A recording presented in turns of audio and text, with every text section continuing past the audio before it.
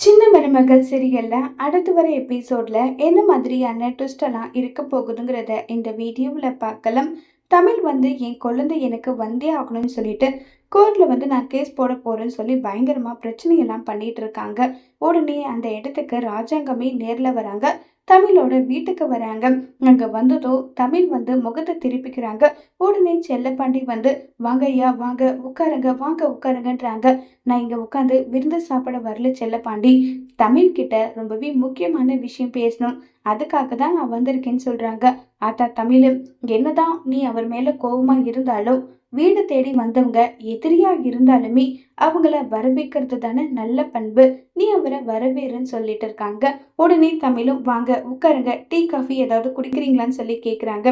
அதெல்லாம் ஒண்ணும் வேண்டாம், முக்கியமான விஷயமா தான் நான் வந்திருக்கேன்னு சொல்லிட்டு சேதுவை கூப்பிடுறாங்க. சேதுவும் நிக்கிறாங்க.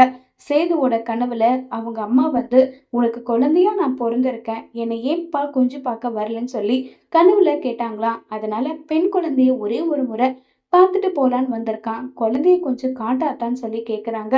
உடனே தமிழ் ஏற்கனவே உங்களுடைய அம்மா இது குடும்பத்தோட குழந்தை வாரிசு, அந்த குழந்தைய நான் எடுத்துட்டு போறேன்னு சொல்லி நான் மயக்கத்துல இருக்கும் போதே குழந்தைய தூக்கிட்டு போயிட்டாங்க.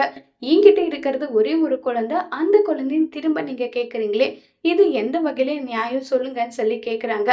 இங்க பாருமா, குழந்தை யாரும் தூக்கிட்டெல்லாம் ஒண்ணும் போகல, குழந்தைய உன்கிட்டயே இருக்கட்டும், அந்த குழந்தையோட முகத்தை சேது பார்க்கணும்னு ஆசைப்படுறான், அதுக்காக தான், வேற ஒன்றும் கிடையாதுன்னு சொல்லி சொல்றாங்க.